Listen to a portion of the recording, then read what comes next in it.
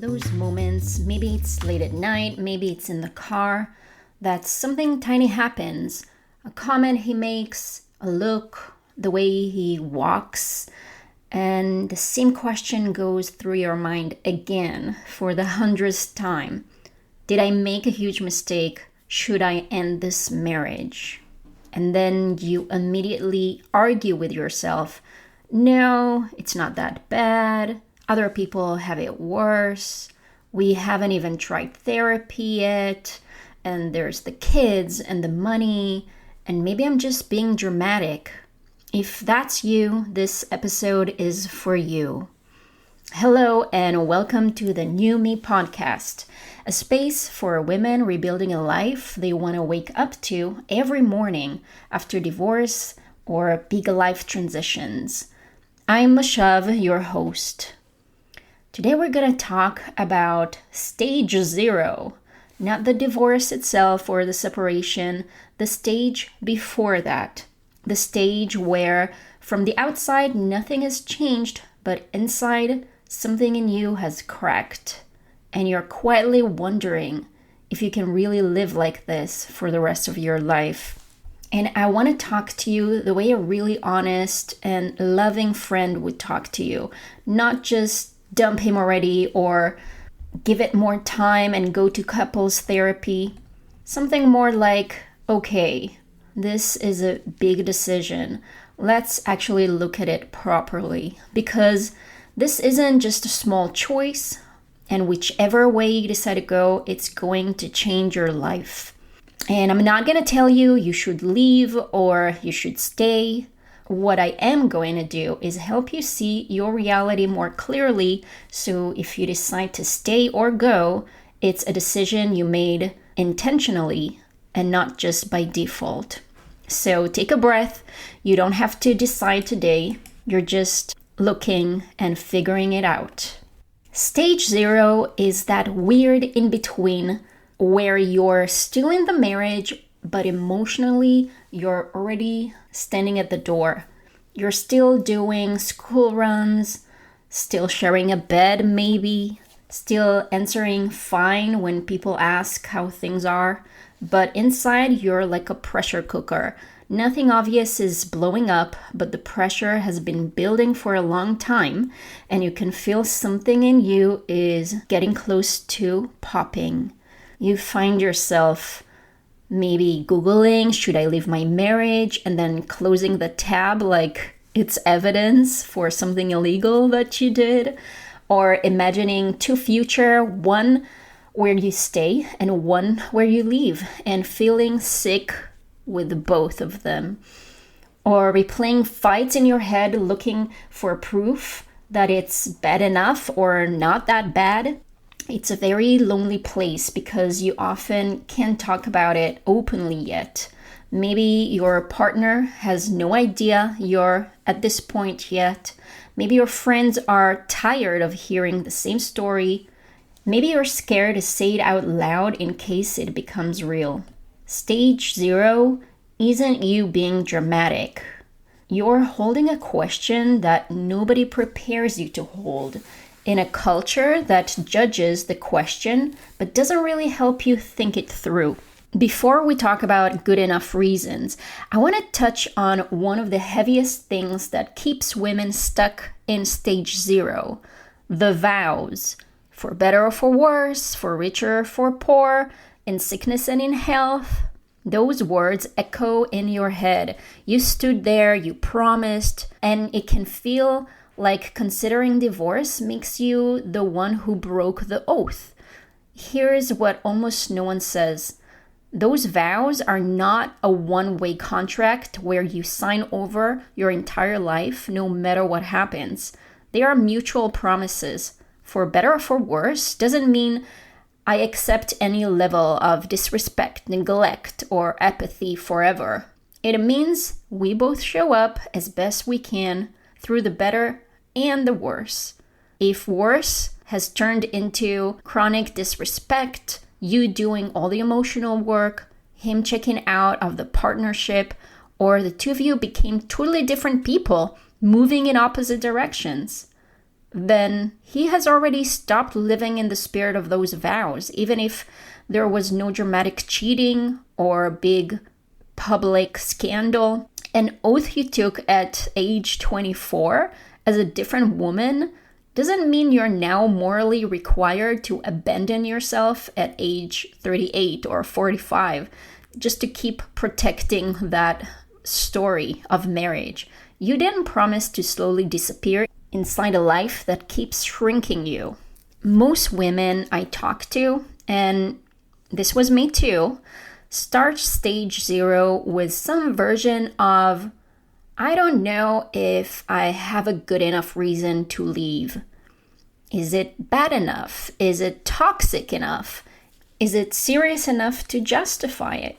You've been trained to treat divorce as this extreme act you're only allowed to take if you can present a stack of evidence in court that you're eligible to ask for or you're allowed to do.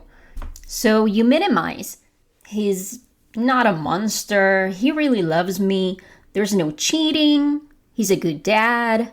We have a nice house. All of that can be true, but here's a question I want you to think about. Do I have a very good reason to stay? Not, is my reason to live good enough? Do I have a good enough reason to stay? Is this relationship adding to my life, supporting my emotional health, allowing me to grow, letting me be more myself? Or is it mostly draining you, shrinking you, and keeping you in constant low-level anxiety? That's not a question you can answer from your brain alone. Your body usually has an opinion too. Let's start simple. If you zoom out and look at the last year, not the last fight or your family photos, the actually last year, would you say this marriage is a source of strengthening my life, or this marriage is one of the main things I'm surviving? No one else needs to hear your answer. This is just between you and yourself. A marriage that's in real trouble often has the same themes on repeat. You feel lonely inside the relationship. You censor yourself to avoid setting him off or starting something. You feel more like roommates or colleagues than partners. You feel smaller around him than you do when you're alone. If when you think about your life, you realize you spend more time recovering from your relationship than being refueled by it, that's something to notice. You don't have to make a decision just off of that one question, but you also don't have to excuse it and explain it away. There's another pattern that I see over and over. If you are the one initiating the hard conversations, reading the relationship books and sending the links, suggesting therapy, apologizing first, walking on eggshells, changing yourself to new personality just to keep the peace in the house. If you stopped trying to fix things for 3 months, what do you honestly think would happen? Would he notice and change from his side, or would the relationship simply stall or fall apart? A relationship that can heal needs 2 people to heal. If you are the only one carrying the emotional labor, you are not in a partnership. You're running a one-woman rehab program for this relationship. It doesn't automatically say divorce now, but it does mean that your fantasy of one day he'll wake up and suddenly start doing half of the work needs a little reality check. Another question, which is a hard question, but let's not dodge this one. If you could temporarily remove the fear of being alone, all the money worries, the shame, what your parents or your friends will say, and the story in your head that's about failing in life or failing in marriage, If all of that is irrelevant for just a moment, would you still choose this marriage? Would you, knowing everything you know now, choose this relationship again today? For some women, even in stage 0, the answer would be genuinely yes. Yes, I would choose him again. It's a hard time right now, but there's love, there's respect. We both recognize what's not working and we're both actually doing something about it. But for others, if we're really honest, the answer is no. No, I'm staying because I'm scared. I'm staying because I don't know who I am without this. I'm staying because I can't picture the logistics of leaving. Staying out of fear. It's human. It's understandable, but it has a cost. Over time, you evaporate from your own life. No judgment here. Just notice which side of that line you're actually on. Let's try a small thought experiment together. Imagine you get a letter from your future that says, nothing in this marriage fundamentally changes. His level of effort stays the same. The way you communicate stays the same. The emotional climate stays the same. The sex life stays the same.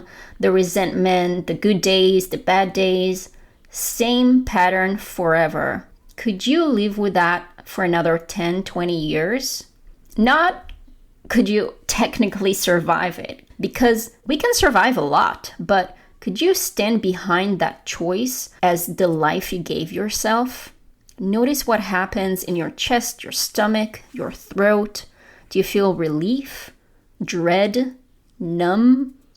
Your bodily reaction is information. If your answer is no, I cannot imagine doing this for decades, that doesn't mean you pack a suitcase tonight, but something deeper inside already said no, and that voice is probably not going to just disappear. Let's bring in one more lens that might help you sanity check what you're seeing. There's a relationship researcher named Dr. Gottman who identify 4 communication patterns that strongly predict divorce over time. He calls them 4 horsemen: criticism, defensiveness, stonewalling, contempt. We all slip into these sometimes. We're human, we get tired, stressed, triggered. What matters is, are these the exceptions to your marriage or the general atmosphere? And when they show up, do you repair or do they just become the norm? Let's talk about contempt because it's a big one. Contempt is not just being annoyed, it's eye-rolling, mocking, sarcasm used as a weapon, name-calling, speaking about your partner like they're beneath you, or your partner doing those things to you. Gottman's research found that contempt is the single biggest predictor that a relationship would end or stay chronically unhappy if nothing changes. So ask yourself, has contempt become normal between us? On my side, on his side, or both? If yes, is there any real willingness on either side to address that? Are you learning different ways to talk, taking responsibility, trying something new? Or do you just shrug and say, that's how it is, and that's how we are? If contempt is in the air you breathe at home, and nobody wants to clean that air, that's not just a phase. That's a red flag about the future of this marriage. It's not about panicking. It's about not gaslighting yourself. We have to talk about this one because it keeps so many women stuck. I'm staying for the kids. It usually means I don't want to break their world. I don't want them to have 2 homes. I don't want to be the bad guy. It comes from love. It really does. But kids don't learn about relationships from what you tell them. They learn from what they see every single day. What do your kids actually see? Do they see you respected? Do they see you relatively stable or constantly on edge and activated? Do they see affection, teamwork, some friendliness between you and their other parent? Or do they see tension, silence, explosions, coldness, or one partner just disappearing? A question I like to ask here. It's really useful, but it's a little uncomfortable. Would I want my child to grow up and accept this kind of marriage for themselves? Yes, divorce is definitely hard on kids. So is growing up in a home where love is gone, or where contempt is normal, or where their mother quietly disappears over time. There is no perfect option, but staying for the kids is not automatically the healthier one. It depends what you're asking them to live inside of. If you're in a basically respectful relationship that's hit a tough season and both of you are genuinely working on it, that's one kind of staying for the kids. But if you're in a chronic hostility, contempt, emotional neglect, or a kind of deadness, that's a completely different situation. Thinking about divorce doesn't mean you're harming your kids. It often means you're finally acknowledging that something is already harmful. Now I want to talk about the voice inside your head that says, I've put so many years into this, I can't throw it away now. Of course you feel that because you've built a whole world together, shared history, shared friends, shared kids, shared couch, shared holiday photos. But that thought, I've invested too much to leave, has a name in psychology. It's called the sunk cost fallacy. It's when we keep pouring time and energy into something just because we've already poured so much into it. Even if deep down we know it's never going to become what we hoped. So here's the truth. Those years are already spent. You don't get them back, whether you stay or go. The only thing you get to influence now is, what do I want to do with the years I haven't lived yet? I know you can't just snap your fingers and walk away from a 10, 15, 20-year marriage. There are real issues like finances, kids, visas, families, culture. But when you talk to many women who have left, what you often hear sounds like, I don't regret leaving. I regret how long I stayed trying to make something work for a long time. Not everyone feels that way. Some people do regret their divorce, especially if they made this decision in an impulsive state. But it's rare to hear someone say, I wish I had ignored my own reality for another decade. I also want to say this. There are times when it makes sense to slow down and not make a massive decision overnight.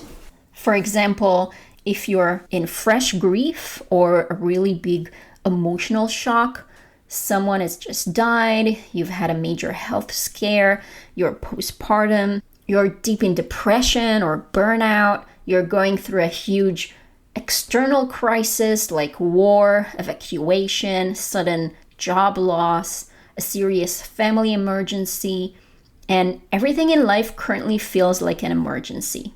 If your relationship has an underlying base of respect and care, and both of you are actively engaging in trying to repair things, concrete changes, not just I'll try harder, in those situations, it can be wise to get support, let the biggest wave pass, and then reevaluate the question with a slightly clearer state of mind and nervous system. And another side note that's very important.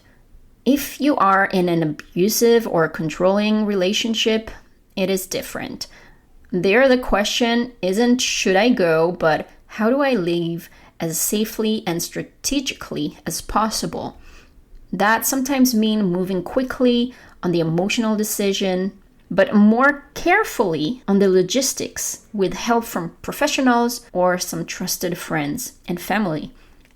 So slowing down doesn't mean staying forever no matter what. It means not making a life-changing decision from the rawest, most flooded moment if there's no immediate danger. Notice if any of this sounds familiar. You can't sleep, or you keep waking up at 3 a.m., and your brain plays worst-case scenarios again and again, or your heart jumps when you hear his key at the door, or your stomach tightens when people talk about growing old together or celebrating their 25th anniversary. You feel exhausted all the time, even on days when nothing big actually happens. Your body is often the first part of you that admits that this is not okay for me anymore.